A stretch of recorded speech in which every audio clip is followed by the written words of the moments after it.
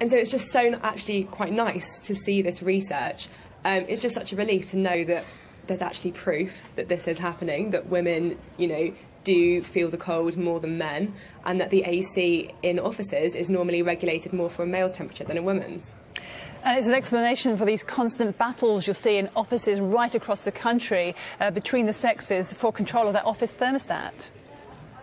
Yeah, exactly. And I think, one of the biggest problems is that often in offices, it is men who control temperatures. That's just something I've found anecdotally.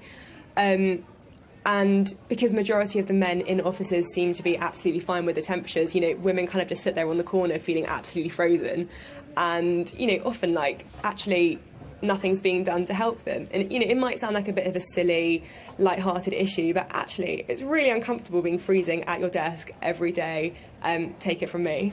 No, I know I experience the same, because what I've often found is you go in on a really hot summer's day, you're wearing summer clothes, you go into an office and it's absolutely freezing. I think even for some men it must be too cold. I don't understand why air conditioning is often so cold. So what you have to do is then take a jumper in with you and put that jumper on in order to be able to function. Yeah. Honestly, I think so many women listening now are going to just be nodding their heads thinking, yes, that is exactly my reality. We joke at work that we actually can't dress fashionably anymore for summer because you actually just can't go in sandals. You can't go in a summer dress because you're going to have to put on the jumper or the emergency cardigan. So, yeah, it is quite frustrating, especially when you then go out on your lunch break or your commute home and you're absolutely boiling outside. And I think there is a bit of a problem when it's warmer outside than it is inside your office.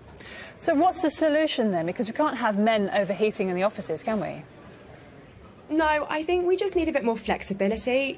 I think it is just essentially common sense. So if, an office is noticing that a number of women are complaining about the cold, they need to be more flexible. They need to actually kind of lower it and not just say, but, oh, the men are fine. Now there is actually proof that this is actually an issue. I think they need to kind of take women's considerations into account. And you know what? Maybe there could be more